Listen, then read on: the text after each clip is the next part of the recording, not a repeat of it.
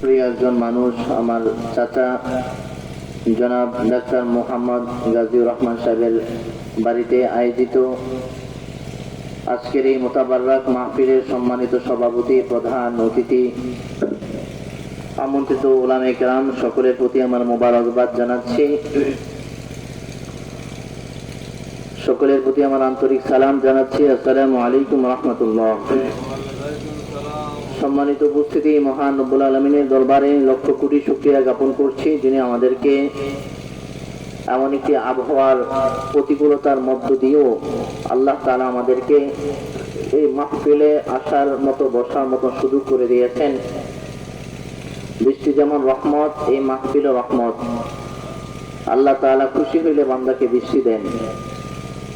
So আল্লাহ রাব্বুল আলামিন আমাদেরকে এই রহমতের ছায়া তলে, রহমতের চাদরে আমাদেরকে আবৃত করে রেখেছেন। আল্লাহ তাআলা যেন আমাদেরকে দিনের জন্য কবুল করেন, বলেন আমিন। দীর্ঘ একটি বছর পর এই মাহফিল আমাদের সামনে আসে। এই এক বছরে আমরা আমাদের জীবনের কত মানুষকে হারিয়ে ফেলেছি, কথা বলেন ঠিক কিনা? এই বিগত 2-3 সপ্তাহের মধ্যেই আমাদের এই গ্রামের আমার পরিচিত অনেক মানুষকে আমরা হারিয়েছি। যেমন শিশু চাচা ছিলেন এবং মোমেন ভাই ছিলেন। এই 2 সপ্তাহের ব্যবধানে এই পৃথিবীতে চলে গেছেন, কথা বলেন ঠিক কিনা? এই এক বছর যদি আমরা অ্যানালাইসিস করি, এই এক বছরের ভিতরে অনেক মানুষ ছিল যারা গত বছরে মাহফিলে অংশগ্রহণ করেছিল, কিন্তু তারা আল্লাহর ডাকে সাড়া দিয়ে এই দুনিয়া ছেড়ে আলেমে বরজখে কবর দেশে চলে গেছেন, কথা বলেন ঠিক কিনা? আল্লাহ তাআলা আমাদেরকে হায়াত দিয়েছেন, এই পর্যন্ত পৌঁছেছি আমরা আল্লাহ হায়াত দেওয়ার কারণে। এই জন্য আল্লাহ তাআলার কাছে আমরা শুকরিয়া আদায় করছি, পড়ি আলহামদুলিল্লাহ। সম্মানিত উপস্থিতি, আমরা সামনে যে একটি মাসকে, আমাদের সামনে যে একটি মাস আসতেছে, খুব সন্নিকটে সেই মাসটি, সমস্ত মাসের নেতা, সবচেয়ে মর্যাদাপূর্ণ গুরুত্বপূর্ণ একটি মাস পবিত্র মাহে রমজান মাস, বলেন আলহামদুলিল্লাহ। এই মাস পেয়ে আমরা কি সবাই খুশি? এই মাসটা এমন একটা মাস যে অন্যান্য মাসে একটা নেক করলে শুধুমাত্র একটাই সওয়াব হয়, আর এই রমজানে যখন বান্দা কোন একটা আমল করে, আল্লাহ রাসূল বলেন কুল্লু আমাল ইবনে আদম ইউদাইফুল হাসানাত বিআশরি আমসালিহা ইলা 700 যিআফ। বান্দার প্রত্যেকটা আমলকে 10 থেকে 700 গুণ পর্যন্ত বৃদ্ধি করা হয়, বলেন সুবহানাল্লাহ। তাহলে এই মাসে একবার সুবহানাল্লাহ মানে একবার, আর রমজান যখন প্রবেশ করবে, রমজানে একবার সুবহানাল্লাহ বললে এই সুবহানাল্লাহর সওয়াব আমার আল্লাহ তাআলা 10 থেকে 700 গুণ পর্যন্ত বৃদ্ধি করে দেন, বলেন সুবহানাল্লাহ। তাহলে সেই মাস পর্যন্ত আমাদের হায়াত আল্লাহ বৃদ্ধি করে দেন, সেটা কি আমরা চাই? এর জন্য নবীজি রজব মাস থেকে দোয়া শিখিয়ে দিয়েছিলেন, আল্লাহুম্মা বারিক লানা ফি রজব ওয়া শাবান ওয়া বাল্লিগনা রমাদান। যে আল্লাহ, আপনি আমাকে রজব এবং শাবানে বরকত দেন এবং রমজান পর্যন্ত আমাকে পৌঁছে দেন, হায়াত বৃদ্ধি করে দেন, যেন রমজানে বেশি বেশি আপনাকে রাখতে পারি, বলেন সুবহানাল্লাহ। এই রমজান মাস হচ্ছে কোরআন নাজিলের মাস। কি মাস বলেন? কোরআন নাজিলের মাস। রমজান মাসে কোরআন নাজিল হয়েছে, কথা বলেন ঠিক কিনা? এতে কোনো সন্দেহ আছে? আল্লাহ রাব্বুল আলামিন রমজানের লাইলাতুল কদর রজনীতে কোরআনের নাজিলের সূচনা করেছেন। আমরা আজকে অল্প সময়ে এই কোরআনের ফজিলত নিয়ে আমরা কিছু কথা শুনবো। আল্লাহ রাব্বুল আলামিন আমাদের সকলকে আমলে নিয়ত শ্রবণে তৌফিক দান, বলেন আমিন। আল্লাহ রাব্বুল আলামিন কোরআনুল কারীমের মধ্যে বলেছেন, ইন্না আনজালনাহু ফি লাইলাতিল কদর ওয়া মা আদরাকা মা লাইলাতুল কদর। আল্লাহ রাব্বুল আলামিন গোটা পৃথিবীর সমস্ত মানুষকে জানিয়ে দিয়েছেন, ও দুনিয়ার মানুষ শোনো, আমি আল্লাহ তাআলা এই কোরআনকে কদরের রজনীতে নাজিল করেছি। আল্লাহ তাআলা তার রাসূলকে বলেছেন, ও আমার রাসূল, আপনি কি জানেন এই কদরের রজনীটাকে? কদরের রজনীটা হচ্ছে 1000 মাসের চেয়ে বেশি দামি। বলেন সুবহানাল্লাহ। তাহলে বোঝা যায় রমজান মাস আল্লাহ তাআলা দিলেন, রমজান মাসের মধ্যে এমন একটা রাত্র রেখে দিয়েছেন যে রাতের মধ্যে বান্দা যখন আমল করবে, তওবা যদি করতে পারে, তার জিন্দেগীর সমস্ত গুনাহ আল্লাহ তাআলা ক্ষমা করে নিষ্পাপ মাসুম বানাইয়া তাকে জান্নাতের মেহমান বানায় নিতে পারেন। কথা বলেন ঠিক কিনা? তাহলে এই মাস আমাদের সামনে আসতেছে। কোরআন নাজিল হয়েছে এই রমজান মাসে। কোরআনুল কারীমের এই যে কোরআন মাজিদ, আমরা কোরআন শরীফ বলি, কোরআন শরীফ শব্দটা কোরআনে নাই, কোরআন মাজিদ আছে। আমরা সকলে কোরআন মাজিদ নামে চিনি না? এই কোরআনের কোরআন মাজিদ ছাড়াও আল্লামা জালালউদ্দিন সুয়ুতী রাহমাতুল্লাহি আলাইহি তার গ্রন্থ আল ইতকান ফি উলুমিল কোরআন, সেই গ্রন্থের মধ্যে কোরআনুল কারীমের 55টি নাম উল্লেখ করেছেন। বলেন সুবহানাল্লাহ। অথচ আমরা শুধুমাত্র কোরআন মাজিদ একটা নাম জানি। কথা বলেন ঠিক না? কোরআন মাজিদও আছে, এছাড়াও আরো 55টি নাম আছে। আল্লামা জালালউদ্দিন সুয়ুতী রাহমাতুল্লাহি আলাইহি তার গ্রন্থ আল ইতকান ফি উলুমিল কোরআন, সেখানে তিনি কোরআনের 55টি নাম উল্লেখ করেছেন।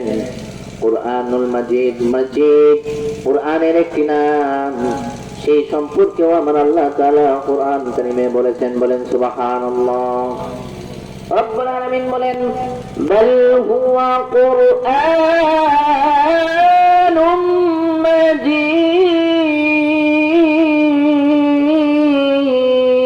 আল্লাহু আকবার। আল্লাহ তাআলা বলেন, ও দুনিয়ার মানুষ, এই কোরআন সাধারণ কোনো বই নয়, সাধারণ কোনো গ্রন্থ নয়। এই কোরআনটা হচ্ছে সম্মানিত মর্যাদাপূর্ণ কিতাব। বলেন সুবহানাল্লাহ। আমরা আল্লাহ তাআলাকে বললাম, আল্লাহ এই কোরআনের বাড়ি কোথায়? আমাদের প্রত্যেকের একটা বাড়ি আছে না? কোরআনের একটা বাড়ি আছে। সুবহানাল্লাহ। আল্লাহ রাব্বুল আলামিন সূরা বুরুদের শেষে অংশে বলতেছেন কোরআনের একটা বাড়ি আছে। আল্লাহ তাআলা বলেন, ফি লাওহিন মাহফুজ।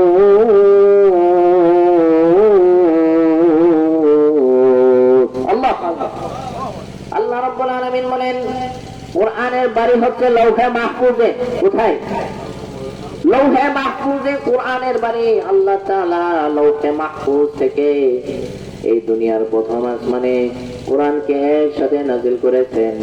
প্রথম আসমান থেকে এই কোরআন আল্লাহ রাসূলের উপর দীর্ঘ 23 বছরের সময়ের উপযোগী হিসাবে আল্লাহ তাআলা নাজিল করে দিয়েছেন। বলেন সুবহানাল্লাহ।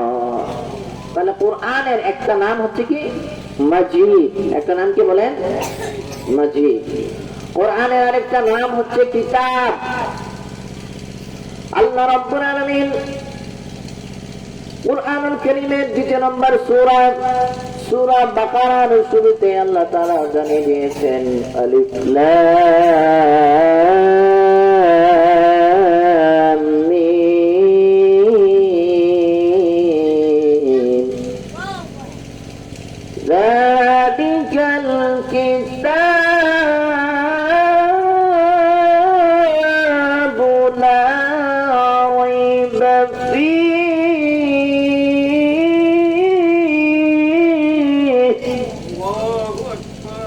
রাইবা সর্বপ্রথম হুরুফুল মুকাত্তাআত মুফাসসিরিনে কেরামে আয়াতের তাফসীর করেছেন।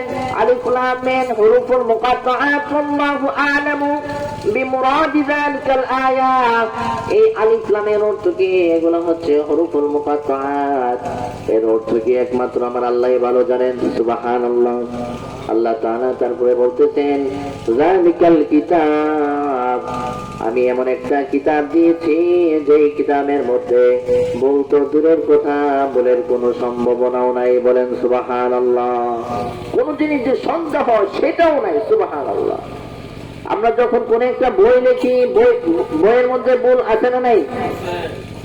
মানুষ যখন কোন একটা বই লেখে, লেখার শেষ অংশে লিখে দেয় যে যদি কোনো ভুল হয়ে থাকে আমাদেরকে জানাবেন, পরবর্তী সংস্করণে এটাকে সংশোধন করা হবে। সুবহানাল্লাহ। মানুষ বই লেখে বলে যে ভুল হইতে পারে, আমাদেরকে ইনফর্ম করবেন, পরবর্তী সংস্করণে এর সংশোধন করা হবে। কিন্তু আমার আল্লাহ এই এমন একটা গ্রন্থকে নাজিল করলেন, এমন একটা কিতাব দিলেন, যে কিতাবের ব্যাপারে সার্টিফাইড করলেন যে এমন একটা কিতাব দিয়েছি তোমাদেরকে, যে কিতাবের মধ্যে ভুল তো দূরের কথা, সন্দেহ নাই। সুবহানাল্লাহ। আল্লাহ রাব্বুল আলামিন এমন একটা কিতাব দিয়েছেন, এই কিতাবটা হুদাল লিল মুত্তাকিন।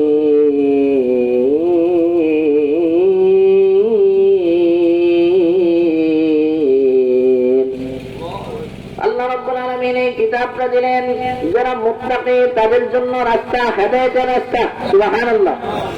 তার মানে বোঝা যায় কাফের বেঈমান নাস্তিক এই কোরআন থেকে শিক্ষা গ্রহণ করবে না।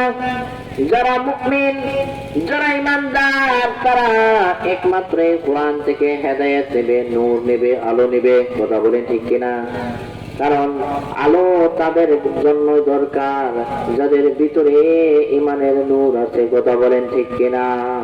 কাফের বেঈমান নাস্তিক সে কোরআন পড়বে না, পড়বে? কথা বলে, কোন হিন্দু কি কোরআন পড়ে? কিন্তু মুসলমান সে কোরআন পড়বে, কারণ মুসলমানদের ধর্মীয় গ্রন্থ, মহাগ্রন্থ আল কোরআন, এটা হচ্ছে আমাদের জীবনের একটা সংবিধান। কথা বলেন ঠিক কিনা? একটা দেশ পরিচালনা করার জন্য সংবিধানের প্রয়োজন।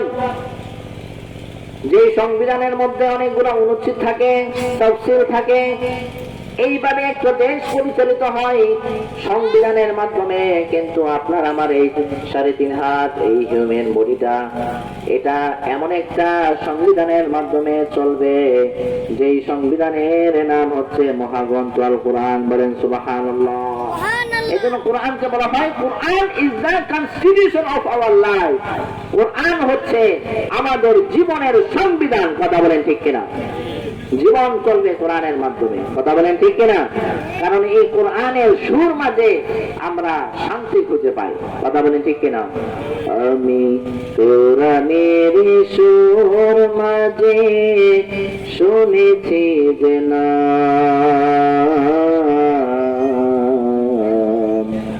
আজানের সুর মাঝেও শুনেছি ও নাম, ও নাম জপেছি আমি আমার হৃদয়।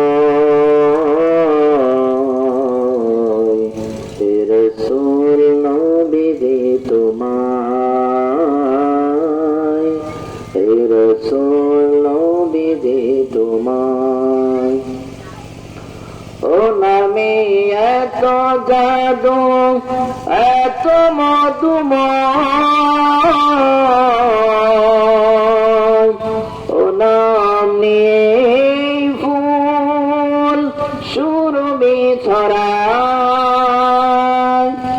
ও নামে এত জাদু, এত মধুময়। ও নাম নিয়ে ফুল সুরভি ছড়ায়। ব্যথিত মানবতা খুঁজে ফিরে হয়, রাসূল নবী তোমায়, রাসূল নবী তোমায়। কথা বলেন ঠিক কিনা? এই কোরআনের মাঝে আমরা সুর খুঁজে পাই। এই কোরআনের জন্য মুসলমান জীবন দিতে পারে, কোরআনের জন্য মুসলমান জীবন দিবে, কিন্তু ঈমান দিবে না। কথা বলেন ঠিক কিনা? আমাদের জীবনটা, এই গোটা জিন্দেগি চলবে কোরআনের আইনের মাধ্যমে। কথা বলেন ঠিক কিনা? কোরআনের আইন বাস্তবায়ন করতে গিয়ে যদি মুসলমান জীবন দিতে হয়, মুসলমান জীবন দেওয়ার জন্য প্রস্তুত আছে না নাই? কথা বলেন ঠিক কিনা?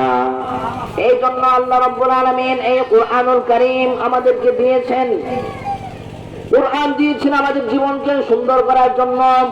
কোরআনের একটা নাম বলেছি কিতাব, আরেকটা নাম হচ্ছে হাকিম। কারণ এই কোরআনের মধ্যে সমস্ত জ্ঞানের ভান্ডার আছে না নাই? কথা বলেন ঠিক কিনা? আল্লাহ রাব্বুল আলামিন বলেন ইয়াসিন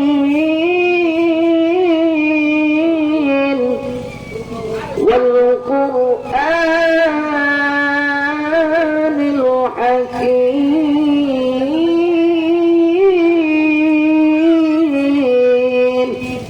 আল্লাহ তাআলা বলেন কোরআন এমন একটা প্রজ্ঞাময় কোরআন, এই কোরআনটা এত জ্ঞানের সাগর যে কোরআনের মধ্যে সমস্ত বিজ্ঞানীরা গবেষণা করে খুঁজে পেয়েছে। এই কোরআনের মধ্যে ডাক্তারি, মেডিকেল সায়েন্স আছে, এই কোরআনের মধ্যে ফিজিক্স আছে, কেমিস্ট্রি আছে, সব কিছু আছে। সমুদ্রের কোলে তলদেশে মণিমুক্তা আছে, এটা কোন বিজ্ঞানী আগে গবেষণা করে বের করে নাই, একমাত্র কোরআন সেটা মানুষকে জানিয়ে দিয়েছেন। বলেন সুবহানাল্লাহ।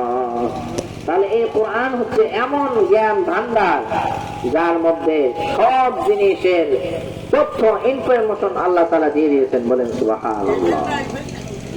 ভাইরা আমার, বন্ধুরা আমার, এই কোরআন তেলাওয়াত যদি আপনি করেন, যে ব্যক্তি তেলাওয়াত করবে তার সওয়াব হয়, যিনি শুনবেন তারও সওয়াব হয়। এমনকি যে ব্যক্তি তেলাওয়াত করতে পারে না, শুনতে পারে না, সে যদি শুধুমাত্র কোরআন খুলে তাকিয়ে থাকে, কোরআনের দিকে দেখার কারণেও আমার আল্লাহ সওয়াব লিখে দেন। বলেন সুবহানাল্লাহ। এই পৃথিবীর মধ্যে এমন কোন ল্যাঙ্গুয়েজ নাই, প্রায় ৩,৫০০ ভাষা আছে এই পৃথিবীতে। এমন কোন ভাষার ব্যাপারে কেউ বলে নাই যে এই ভাষাটা পড়লে সওয়াব হয়, ইংলিশ পড়লে সওয়াব হয়, বাংলা পড়লে সওয়াব হয়, এমন ব্যাপারে কোন ডকুমেন্টস আছে? কিন্তু কোরআন পড়লে সওয়াব, কোরআন শুনলেও সওয়াব হয়। কোরআন মাসহাফ আল নাজরু ফিল মাসহাফ সওয়াব। কোরআন খুলে যদি শুধু কোরআনের অক্ষরের দিকে তাকিয়ে থাকেন, তারপরও নেক আমার আল্লাহ লিখে দিতে থাকেন। বলেন সুবহানাল্লাহ। আল্লাহ রাব্বুল আলামিন এই কোরআন তেলাওয়াতের জন্য বান্দাকে বারবার বলেছেন, কারণ কোরআন তেলাওয়াত যদি বান্দা করে, বান্দার ঈমানটাকে আমার আল্লাহ রাব্বুল আলামিন বান্দার অন্তরটাকে, বান্দার ঈমানকে আল্লাহ তাআলা সজীব করে দেন। বলেন সুবহানাল্লাহ। আল্লাহ রাব্বুল আলামিন বলেন ইন্নামাল মুমিনুনা আল্লাযীনা ইযা যুকিরাল্লাহ,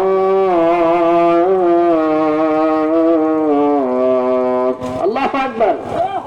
আল্লাহ তাআলা বলেন নিশ্চয়ই মুমিন কারা? মুমিনদের একটা পরিচয় দিয়েছেন। মুমিনের সম্পর্ক কোরআনের সাথে কেমন থাকবে আল্লাহ তাআলা একটা ডেফিনিশন দিয়েছেন। আল্লাহ তাআলা বলেন মুমিন তো তারা যাদের কাছে কোরআনের আলোচনা যখন করা হবে, কোরআন তেলাওয়াত যখন তাদের কাছে করা হবে, তাদের অন্তরটা গলে নরম হয়ে যাবে। বলেন সুবহানাল্লাহ। ওয়াজিলাত কুলুবুহুম। আপনি এখন মিলিয়ে নেন, আমরা যেমন থার্মোমিটারের মাধ্যমে জ্বর মাপি, এই আয়াতটা মুমিনের ঈমান পরীক্ষা করার একটা থার্মোমিটার। কিভাবে? আপনি যদি কোরআন তেলাওয়াত শুনেন, আপনার কাছে যদি মজা লাগে, ভালো লাগে, এই আয়াতটা প্রমাণ করে দেয় আপনার ভিতরে ঈমানটা এখনো মজবুত আছে। বলেন সুবহানাল্লাহ। অর্থাৎ কোরআন তেলাওয়াত যখন আপনি শুনবেন, আপনার কাছে যদি মজা লাগে, ভালো লাগে, বিরক্ত না লাগে, তাহলে এই আয়াত প্রমাণ করে আল্লাহ বলেন মুমিন তো তারা, পরিপূর্ণ পূর্ণাঙ্গ মুমিন সে যার কাছে কোরআন তেলাওয়াত করা হলে তার অন্তরটা নরম হয়ে যায়, গলে যায়। বলেন সুবহানাল্লাহ। আল্লাহ তাআলা বলেন ওয়া ইযা তুনিয়াত আলাইহিম আয়াতুহু যাদাতুহুম ঈমানা। যখন কোরআনের আয়াতগুলো তার কাছে বর্ণনা করা হয়, কোরআনের এই নিদর্শন গুলা যখন তার কাছে অ্যানালাইসিস করা হয়, এক্সপ্লেইন করা হয়, তখন তার ইমানটা আরো সজীব হয়ে যায়, বৃদ্ধি পেয়ে যায়। বলেন সুবহানাল্লাহ। আমরা অনেক সময় দেখা যায় যে দীর্ঘদিন নামাজ না পড়তে পড়তে, কোরআনের আলোচনা না শুনতে শুনতে মনের মধ্যে কেমন যেন একটা জং ধরে গেছে। যখন কোরআনের আলোচনা শুনি, জান্নাতের আলোচনা শুনি, জাহান্নামের আলোচনা শুনি, তখন আমাদের মনটা আবার নরম হয় কিনা বলেন তো? এই যে আমাদের অন্তরের মধ্যে গুনাহের কারণে জং করে যায়, এই কোরআনের তেলাওয়াত যখন বান্দা শুনে, তখন এই কোরআন তেলাওয়াত সেই কলুষিত অন্তরকে পরিষ্কার করে আবার নতুন ভাবে একটা চার্জ দিয়ে দেয়। বলেন সুবহানাল্লাহ। মুমিনের আরেকটা গুণ আল্লাহ তাআলা বলেন, وعلى ربهم يتوكلون।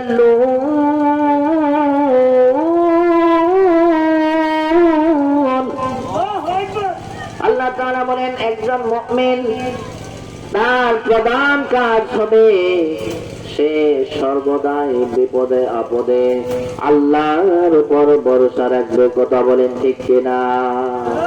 তাহলে মুমিনের অনেকগুলো গুণ আল্লাহ তাআলা বর্ণনা করেছেন, যে কোরআন তেলাওয়াত হলে তার অন্তরটা নরম হয়ে যাবে, আল্লাহর নিদর্শনগুলো তার কাছে বর্ণনা করা হলে তার ঈমানটা আগের তুলনায় আরো স্ট্রং হবে, মজবুত হবে। বলেন সুবহানাল্লাহ। আর সেই মুমিন সদা সর্বদা ভরসা রাখবে কার উপর? আল্লাহ তাআলার উপর ভরসা রাখবে। বিপদে আপদে সর্বাবস্থায় ভরসা কার উপর? আল্লাহ তাআলার উপর। কারণ আল্লাহ তাআলা আমাদেরকে বিভিন্ন বিপদ আপদ দিয়ে আমাদেরকে পরীক্ষা করেন। যেমন আল্লাহ রাব্বুল আলামিন সূরাতুল বাকারার 155 নম্বর আয়াতে আল্লাহ তাআলা বলেন, ওয়ালা নাবলুওয়ান্নাকুম বিশাইইন মিনাল খাউফি ওয়াল জু'i ওয়া নাকসিম মিনাল আমওয়ালি ওয়াল আনফুসি ওয়াস সামারাত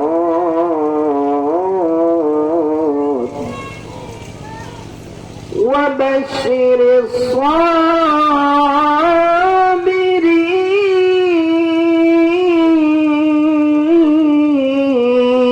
الله أكبر। আল্লাহ তাআলা বলেন, ও দুনিয়ার মানুষ, আমি আল্লাহ তাআলা নিশ্চয়ই তোমাদেরকে কিছু বিষয়ে অবশ্যই পরীক্ষা করব। তার মধ্যে এক নাম্বার হচ্ছে, কখনো তোমাদেরকে ভয়ের মাধ্যমে, ক্ষুধার মাধ্যমে, তোমাদের সন্তান সন্ততিকে কেড়ে নিয়ে, তোমাদের অর্থ সম্পদকে কেড়ে নিয়ে, এমনকি তোমাদের নিজের আত্মার উপর, তোমাদের নিজের জানের উপর বিপদ আপদ দিয়ে আমি আল্লাহ তাআলা তোমাদেরকে পরীক্ষা করব। সেই পরীক্ষার সময় তোমরা যদি ধৈর্য ধারণ করতে পারো, আমি আল্লাহ তাআলা বিনা হিসাবে তোমাদেরকে জান্নাত দিয়ে দেব। বলেন সুবহানাল্লাহ। ধৈর্যের ফল হচ্ছে জান্নাত। সুবহানাল্লাহ বলবেন না? হাসরের ময়দানে আল্লাহ রাব্বুল আলামিন কিছু মানুষদেরকে বলবেন, যাও তোমরা জান্নাতে চলে যাও। ফেরেশতা যখন বলবে, এখন তো হিসাব নিকাশ শুরু হয় নাই, তোমরা কেন জান্নাতে যাচ্ছ? সেই বান্দারা বলবে, আল্লাহ তাআলা আমাদেরকে পারমিশন দিয়েছেন, এই জন্য আমরা জান্নাতে চলে যাই। কিছু মানুষদেরকে আল্লাহ বলবেন যে যাও তোমরা জান্নাতে যাও। জান্নাতের ফেরেশতা বলবেন যে এখন তো হিসাব কিতাবই শুরু হয় না, তোমরা তো জান্নাতে চলে যাচ্ছ। সেই বান্দারা বলবে যে আল্লাহ তাআলা আমাদেরকে বলেছেন জান্নাতে যাওয়ার জন্য। সুবহানাল্লাহ বলবেন না? ফেরেশতা কৌতূহলবশত জিজ্ঞাসা করবেন, দুনিয়ার মধ্যে এমন কি আমল করেছিলেন, এমন কি আমল তোমাদের ছিল যার কারণে আল্লাহ তাআলা এত স্পেশাল একটা ক্ষমতা তোমাদেরকে দিয়েছেন? তোমাদের কোনো হিসাব নিকাশ হয় নাই, বিনা হিসেবে তোমরা জান্নাতে যাবে, কারণটা কি? সেই বান্দারা বলবে, ও ফেরেশতা শুনো, আল্লাহ রাব্বুল আলামিন আমাদেরকে জানিয়ে দিয়েছিলেন, বিপদে আপদে সর্বাবস্থায় যদি ধৈর্য ধারণ করা যায়, আল্লাহ তাআলা এই হাসরের ময়দানে বিনা হিসেবে জান্নাতে দিবেন। দুনিয়ার জমিনে আমাদের উপর অনেক বিপদ ছিল, আপদ ছিল, সমস্ত বিপদে আপদে আমরা আল্লাহর উপর ধৈর্য ধারণ করেছিলাম, সেই জন্য আল্লাহ তাআলা হাসরের ময়দানে হিসাব ছাড়াই আমাদেরকে জান্নাতের জন্য ডিক্লেয়ার দিয়ে দিয়েছে। সুবহানাল্লাহ। তাহলে মুমিন সে সর্বদাই কার উপর তাওয়াক্কুল করবে? আল্লাহ তাআলার উপর তাওয়াক্কুল করবে, আর সদা সর্বদা কোরআন তেলাওয়াত করবে। কথা বলেন ঠিক কিনা? কারণ কোরআন তেলাওয়াত করলে সব হয় না গুনাহ হয়? কেমন সব হয়? আল্লাহ নবী হাদিসের মধ্যে বলেছেন, মান ক্বারাআ হারফান মিন কিতাবিল্লাহ ফালাহু হাসানাত ওয়াল হাসানাতু আশরু আমসালিহা লা আকুলু আলিফ লাম মুন হারফুন বাল আকুলু আলিফুন হারফুন ওয়া লামুন হারফুন ওয়া মিমুন হারফুন। নবী আরবি বলেন, যে ব্যক্তি কোরআনের একটা অক্ষর পড়বে তার আমলনামায় 10 নাকি। সুবহানাল্লাহ। নবীজি বলেন, আলিফ লাম মিম তিনটা একসাথে একটা অক্ষর, সেটা আমি বলি না, বরং কেউ যদি একবার শুধু বলে আলিফ বা মিম লাম, শুধুমাত্র আলিফ এই শব্দটা কেউ যদি বলে, আলিফ বলার সঙ্গে সঙ্গে তার আমলনামায় আমার আল্লাহ 10 নেকি লিখে দেন। বলেন সুবহানাল্লাহ। তাহলে আলিফ বলার সাথে সাথে কত নেকি হয়? 10 নেকি হয়ে যায়। আর এই আলিফ শব্দ যদি বান্দা রমজানে বলে, অন্য হাদিসে যেমন রাসূল বলেছেন, বান্দার প্রত্যেকটা আমলকে আল্লাহ তাআলা 10 থেকে 700 গুণ পর্যন্ত বৃদ্ধি করে দেন। তাহলে রমজানে কোনো বান্দা যদি আলিফ শব্দটা উচ্চারণ করে, আলিফ বর্ণটা, আলিফ লেটারটা উচ্চারণ করে, তার আমলনামায় আমার আল্লাহ 10 থেকে 700 গুণ দিয়ে দিবেন। বলেন সুবহানাল্লাহ। তাহলে এই রমজানে কোরআন তেলাওয়াত করা দরকার আছে আমাদের। কথা বলেন, দরকার আছে কিনা?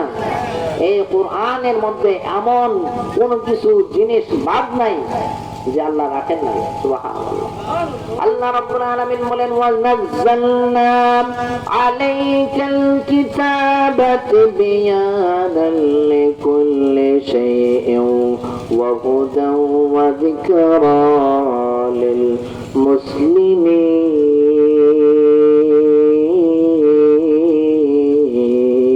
আল্লাহু আকবার। আল্লাহ তাআলা বলেন, এই কোরআনের মধ্যে আমি সব কিছু দিয়েছি। এই কোরআনের মধ্যে বান্দার জীবনের যত সমস্যা আছে, সব কিছুর সমস্যার সমাধান আমি আল্লাহ তাআলা এই কোরআনের মধ্যে দিয়েছি। আমি এই কোরআনকে গোটা পৃথিবীর জন্য রহমত হিসেবে পাঠিয়েছি। বলেন সুবহানাল্লাহ। এই জন্য সমাধান কোরআনে আছে না নাই? সমাধান চাও যদি জীবনে মননে, খুঁজে চাও ফিরে নাও চোখ রাখো কোরআনে। সমাধান ও সমাধান, তবেই পাবে সুখ শান্তির ঠিকানা, যদি মেনে নাও তুমি মনে প্রাণে সমাধান। কথা বলেন ঠিক কিনা? কোরআনের বিধানগুলো যদি আপনি আমি আমাদের জীবনের মধ্যে অ্যাপ্লাই করি, তাহলে আমাদের জীবনটা সুখময় করে দিবেন কে? কোরআনের এমন কিছু বিধান আছে যেগুলো মানতে আমাদের কষ্ট হয়, তারপরে মানতে হবে কিনা? এই যে রমজান মাসে রোজা রাখাটা সহজ না কষ্ট? এখন এই রমজানে রোজা রাখার বিধান দিয়েছেন কে? আল্লাহ তাআলা। কোথায় দিয়েছেন? কোরআনের মধ্যে। কথা বলেন ঠিক না? তাহলে এখন আপনি যদি মনে করেন যে রমজানে নামাজ পড়তে ভালো লাগে, রোজা রাখতে ভালো লাগে না, তাহলে কোরআনের অর্ধেক মানা হইল আর অর্ধেক সারা হইল। কথা বলেন ঠিক না? কোরআনে আল্লাহ তাআলা ফরজ করে দিয়েছেন প্রাপ্তবয়স্কের উপর রোজা। কথা বলেন ঠিক না? আল্লাহ রাব্বুল আলামিন বলেন, কুতিবা আলাইকুমুস সিয়ামু কামা কুতিবা আলাল্লাযিনা মিন ক্বাবলিকুম লাআল্লাকুম তাত্তাকুন। আল্লাহ তাআলা বলেন, ও দুনিয়ার মুমিনরা শুনো, আমি আল্লাহ তাআলা এই রমজানে তোমাদের জন্য রোজাকে আমি আল্লাহ তাআলা ফরজ করে দিয়েছি, যেমন ভাবে তোমাদের পূর্ববর্তী জাতিদের উপর আমি আল্লাহ ফরজ করে দিয়েছিলাম। বলেন সুবহানাল্লাহ। এই যে রোজা রাখলে আমাদের উপকার হয়, আমরা মনে করি যে শরীর শুকাই যায়, কিন্তু আপনি জানেন কি এই 2015 সালে জাপানের একজন বিজ্ঞানী ওসুনুরি ওসুমি তিনি অটোফেজি আবিষ্কার করে নোবেল পুরস্কার পেয়েছিলেন। সুবহানাল্লাহ বলবেন না? জাপানের একজন খ্রিস্টান সায়েন্টিস্ট, সে অটোফেজি, অটো অর্থ নিজে নিজে, ফেজি মানে খেয়ে ফেলা, নিজে নিজে খেয়ে ফেলা। অর্থাৎ আমরা মানুষ যখন এই রমজান ছাড়া কন্টিনিউ যখন শরীরের মধ্যে খাদ্য গ্রহণ করি, তখন আমাদের কোষগুলো থাকে স্ট্রং। রমজানে বান্দা যখন রোজা রাখে, রোজা রাখার কারণে দীর্ঘ 13-14 ঘন্টা সে আর খাদ্য গ্রহণ করতে পারে না। কথা বলেন ঠিক না? এই দীর্ঘ 13-14-15 ঘন্টা সে খাদ্য গ্রহণ করা না করার কারণে তার কোষগুলোর মধ্যে যে ময়লা ছিল, মনে করেন একটা প্লেটে আপনি সবসময় খাবার খান, যেটা কখনো দূর না, তাহলে এই প্লেটটা ময়লা থাকবে না? কিন্তু আপনি 2 দিন খাবার খাইলেন না, এটাকে মনে করেন একবারে ধোয়া হয়ে গেল। তাহলে আপনি এই 13-14 ঘন্টা যখন খাবার থেকে বিরত থাকলেন, মানব দেহের যে সেলগুলা, কোষগুলা, এই কোষগুলার মাঝখানে যে ময়লাগুলো আছে, কিছু কোষ সেই কোষগুলার ময়লা সহ সবকিছু পরিষ্কার করে খেয়ে ফেলে। সুবহানাল্লাহ। আর এই খেয়ে ফেলার কারণে মানুষের দেহের মধ্যে যত ধরনের অতিরিক্ত চর্বি, অন্যান্য যত রোগ আছে, হাই প্রেসার, ডায়াবেটিস, এই সমস্ত রোগগুলো আল্লাহ তাআলা নিয়ন্ত্রণে নিয়ে আসেন। বলেন সুবহানাল্লাহ। এই জন্য দেখবেন ডাক্তারের কাছে গেলে যাদের ডায়াবেটিস আছে, হাই প্রেসার আছে, তাদেরকে বলেন যে আপনারা বেশি খাবার খাবেন না, বলে কিনা? তাহলে এই যে বেশি খাবার খাবেন না, আমেরিকার ইউনাইটেড স্টেট অফ আমেরিকার ম্যাক্সিমাম ডাক্তাররা পেশেন্টদেরকে তারা এই জিনিসটা বলেন যে সপ্তাহে কমে 2 থেকে 3টা রোজা রাখেন। সুস্থ যদি থাকতে চান, সপ্তাহে কমে 2 থেকে 3টা রোজা আপনি রাখেন। চিন্তা করতে পারেন যে তারা বিধর্মী হয়ে মুসলমানের এই কোরআনকে অ্যানালাইসিস করে তারা খুঁজে পেয়েছে যে মুসলমানদের যে ধর্ম, এই ধর্মের যে বিধানগুলা, এটা মানুষের দেহের জন্য, মানুষের জীবনের জন্য সম্পূর্ণ সফল এবং ভালো। সুবহানাল্লাহ। এই জন্য আল্লাহ রাব্বুল আলামিন কোরআনটা আমাদেরকে দিলেন। এই কোরআনের মধ্যে সব কিছু আছে। এই কোরআনটা শিফা। কোরআনটা কি? শিফা। আল্লাহ তাআলা বলেন ওয়াশিফাউন লিমা ফিস সুদূর। এই কোরআনে আমি আল্লাহ তোমাদের জন্য রেখেছি সমস্ত রোগের ঔষধ। বলেন সুবহানাল্লাহ। আল্লাহ তাআলা আয়াতের মধ্যে বলেন ওয়া নুনাজ্জিলু মিনাল কুরআনি মা হুয়া শিফাa'un ওয়া রাহমাতুন লিল মুমিনিন।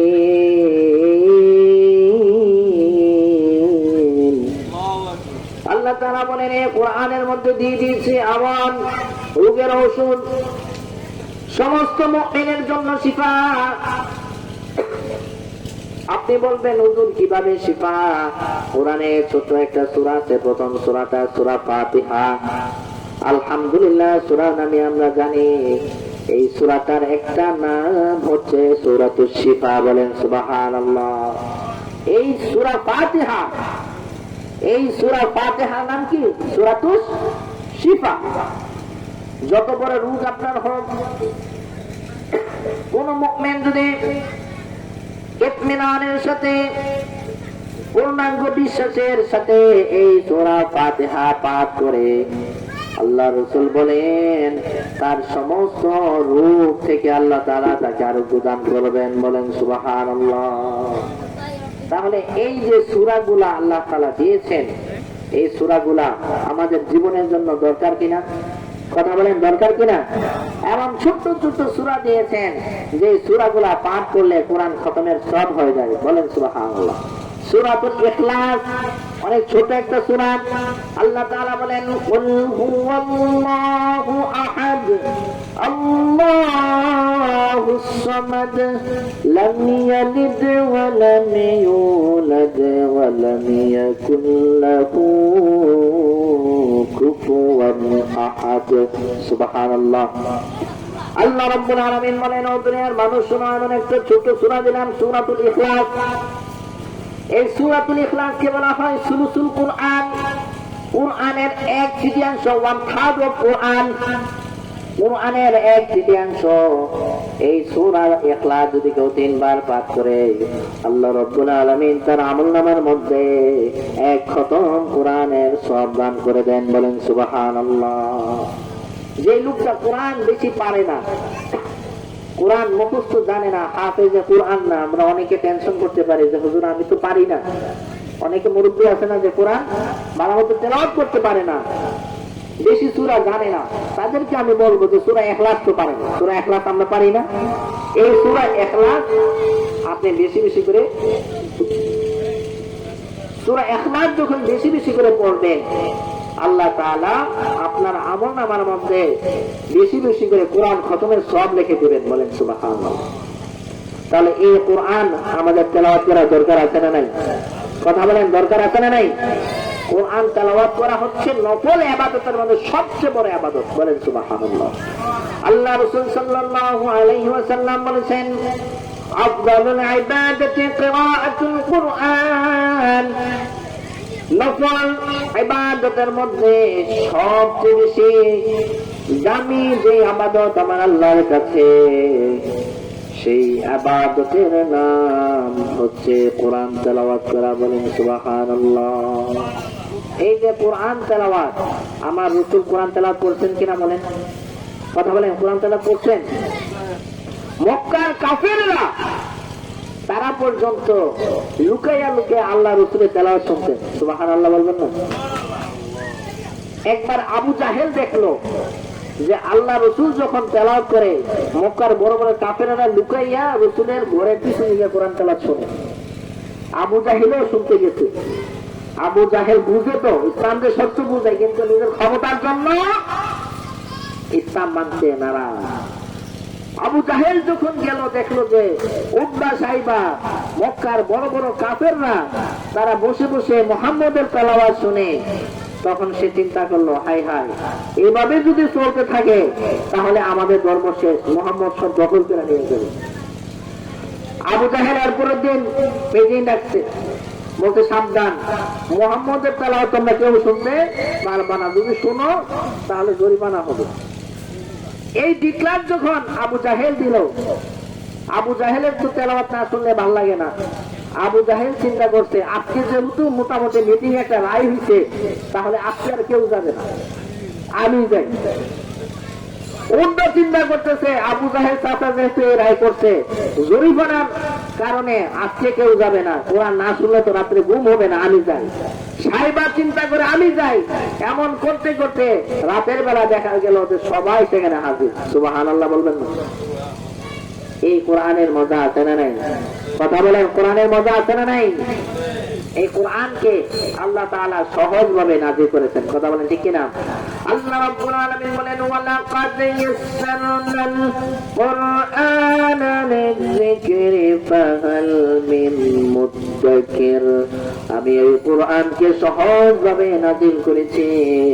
আসলে কোন বিচক্ষণ ব্যক্তি, চিন্তাশীল ব্যক্তি, আসো আসো আমার এই কোরআনকে নিয়ে গবেষণা করো, আমার কোরআনকে গবেষণা করে দেখবা, বিন্দু পরিমাণ কোন ভুল খুঁজে পাইবা না। বলেন সুবহানাল্লাহ। বলতেছিলাম কোরআনের নাম, কোরআনের একটা নাম হচ্ছে জিকির। একটা নাম কি বলেন? জিকির। জিকির, জিকির মানে উপদেশ। কোরআনের মধ্যে উপদেশ আছে না নাই? কথা বলেন, কোরআনে উপদেশ আছে। কোরআনে যা কিছু বান্দার ভালোর জন্য। কথা বলেন ঠিক না?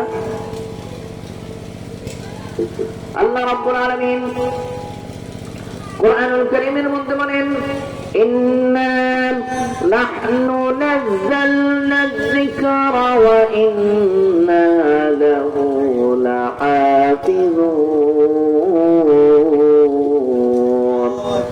আল্লাহ তাআলা বলেন, নিশ্চয় আমি কোরআনকে আমি আল্লাহ নিজে নাযিল করেছি। কিয়ামত পর্যন্ত এই কোরআনের এক চুল পরিমাণ ভুল কেউ ধরতে পারবে না। কিয়ামত পর্যন্ত এই কোরআনের একটা নকশা কেউ পরিবর্তন করতে পারবে না, কারণ এর হেফাজতের দায়িত্ব আমি আল্লাহ নিজে নিয়ে নিয়েছি। বলেন সুবহানাল্লাহ। কোরআনের হেফাজতের দায়িত্ব কে নিয়েছেন? কথা বলেন, কে নিয়েছেন? আল্লাহ তাআলা নিয়েছেন। অন্য কোন গ্রন্থের ব্যাপারে আল্লাহ তাআলা বলেন নাই যে এই গ্রন্থটা হেফাজতের দায়িত্ব আমি নিলাম। তাওরাত, জাবুর, ইনজিল, অন্যান্য যত ধর্মের গ্রন্থ আছে, বেদ, রামায়ণ, ত্রিপিটক, মহাভারত, এর কোনো অস্তিত্ব নাই। সবকিছু তারা নিজেরা দখল করে নিয়েছে, তাদের মতো করে তারা লিখেছে। কিন্তু কোরআন আজ থেকে ১,৫০০ বছর পূর্বে যেমন ছিল এখন পর্যন্ত কোরআনের একটা অক্ষর নক্ত পরিবর্তন হয় নাই। কথা বলেন ঠিক কিনা? এমনকি কিয়ামত পর্যন্ত এই কোরআনের একটা অক্ষর গোটা পৃথিবীর সমস্ত মানুষ মিলে যদি চেষ্টা করে কিয়ামত পর্যন্ত এই কোরআনের একটা নক্তা একটা জের জবরের কোনো পরিবর্তন করতে পারবে না। কথা বলে ঠিক কিনা? আজও দেখা যায় এই বাংলার জমিনে এই গোটা পৃথিবীর মধ্যে আমার রাসূলকে নিয়ে কটূক্তি করা হয়, কোরআনকে নিয়ে ব্যঙ্গ করা হয়। আমার আল্লাহ তাআলা এমন কিছু বান্দা এই পৃথিবীতে সৃষ্টি করে রেখেছেন যে তাদের কঠিন জবাব তারা দিচ্ছে। কথা বলেন ঠিক কিনা? এই জন্য রাসূলের বিরুদ্ধাচরণ করে রাসূলকে ব্যঙ্গ করে এই পৃথিবীর জমিনে কেউ শান্তি পায় নাই, কোরআনের বিপক্ষে গিয়েও কেউ শান্তি পায় নাই। কথা বলেন ঠিক কিনা? এই জন্য আল্লাহ রাব্বুল আলামিন আমাদেরকে একটি কোরআন দিলেন, এমন একটি গ্রন্থ দিলেন যেই গ্রন্থ মেনে চললে রহমত, যেই গ্রন্থটা শুনলে সব হয়, যেই গ্রন্থের দিকে তাকাই থাকলে সব হয়, এই গ্রন্থের আলোচনাও শুনলে সব হয়। এর নাম হচ্ছে মহাগ্রন্থ আল কোরআন। কথা বলেন ঠিক কিনা? এর জন্য রাসূল আমাদেরকে যা কিছু করতে বলেছেন এটা আমাদেরকে করতে হবে। কথা বলেন ঠিক কিনা? যেমন আল্লাহ রাব্বুল আলামিন বলেন, মান আতাকুমুর রাসূলু ফাখুযুহু ওয়া মা নাহাকুম আনহু ফান্তাহু। Accept what my Rasul gives and prevent from what he forbids you to do. আমার রাসূল যা কিছু নিয়ে আসছেন তোমাদের জন্য সেটাকে তোমরা জীবন দিয়ে আঁকড়িয়ে ধরো। কথা বলেন ঠিক কিনা? আমার রাসূল যা কিছু করতে নিষেধ করেছেন এটা যদি আপনার পছন্দ হয় সেটাকে ছেড়ে দিতে হবে। কথা বলেন ঠিক না? আল্লাহ রাসূল রোজা রাখার জন্য বলছেন কিনা? কথা বলেন, বলছেন না? কোরআন তেলাওয়াতের জন্য বলছেন কিনা? তাহলে রোজা রাখতে হবে, রমজানে কোরআন তেলাওয়াত করতে হবে, হবে কিনা? আল্লাহ রাসূল নিষেধ করেছেন রমজানে তোমরা দিনের বেলা আহার করো না, খাদ্য গ্রহণ করো না। তাহলে দিনের বেলা রমজানে খাদ্য বর্জন করা এটা রাসূলের আদেশ কিনা? কথা বলেন, আদেশ কিনা? আপনি যদি রাসূল প্রেমিক হয়ে দিনের বেলা রমজানে খান তাহলে কি আশিকে রাসূল হওয়া যাবে? কথা বলেন, হওয়া যাবে? আমরা অনেকে আশিকে রাসূল দাবি করি কিন্তু রাসূলকে মহব্বত করি না। কথা বলেন ঠিক না? আল্লাহ রাব্বুল আলামিন বলেন, কুল ইন কুনতুম তুহিব্বুনাল্লাহা ফাত্তাবিউনি ইউহিব্বুকুমুল্লাহ। আল্লাহ তাআলা বলেন, হে রাসূল, গোটা পৃথিবীর সমস্ত মানুষদেরকে আপনি জানিয়ে দেন যদি তোমরা আমি আল্লাহকে ভালোবাসতে চাও তাহলে আমার রাসূলকে তোমরা ভালোবাসো। কারণ আমি আল্লাহকে ভালোবাসা যাবে না যদি তোমরা আমি রাসূলকে ভালো না বাসো। কথা বলেন ঠিক কিনা? আল্লাহকে ভালোবাসার মূল মন্ত্র, মূল চাবিকাঠি হচ্ছে রাসূলকে ইতাআত করা, রাসূলকে মেনে চলা। কথা বলেন ঠিক কিনা? যেমন আল্লাহ রাসূল সাল্লাল্লাহু আলাইহি ওয়াসাল্লাম বলেছেন, তারাকতু ফীকুম আমরাইন লান তাদিল্লু মা তামাসসাকতুম বিহিমা কিতাবাল্লাহি ওয়া সুন্নাতা রাসূলিহি। নবীজি বলেন, I am leaving for you to think the Quran and the Sunnah. You will be ever in the evil path if you follow to things strictly. যদি এই দুইটা জিনিসকে কোরআন এবং হাদিসকে তোমরা আঁকড়ে ধরে রাখতে পারো, এই পৃথিবীতে যত ভ্রান্ত মতবাদ, যত কুসংস্কার, যত কুফরি মতবাদ কোন কিছু তোমাদেরকে এই সঠিক রাস্তা থেকে দূরে সরাতে পারবে না। তাহলে কোরআনের পক্ষে থাকার দরকার আছে না নাই? কথা বলেন, থাকার দরকার আছে না নাই? এই কোরআনের পক্ষে কেন থাকবো বলেন? এই কোরআনের পক্ষে যদি থাকি তাহলে আমাদের জীবনটা সুখময় করে দিবেন কে? আল্লাহ তাআলা করে দিবেন। আমরা এখানে যারা উপস্থিত হয়েছে এমন একটা মানুষ নাই যার আত্মীয় স্বজন এই খবর দেশে নাই। কথা বলেন ঠিক কিনা? এই কুরের পার কবরস্থানে আমাদের কত আত্মীয় স্বজন আছে, আছে না? আমাদের দাদা দাদি নানা নানি, মা বাবা অনেকের এই কুরের পার কবরস্থানে শুয়ে আছে। কিছুদিন আগেও আমাদের গ্রামের অনেকে ইন্তেকাল করেছেন, এই কবরস্থানে শুয়ে আছেন। তা আর কোনো কিছু করতে পারবে না। তারা কি আজকে এসার নামাজ পড়ার সুযোগ আছে বলেন?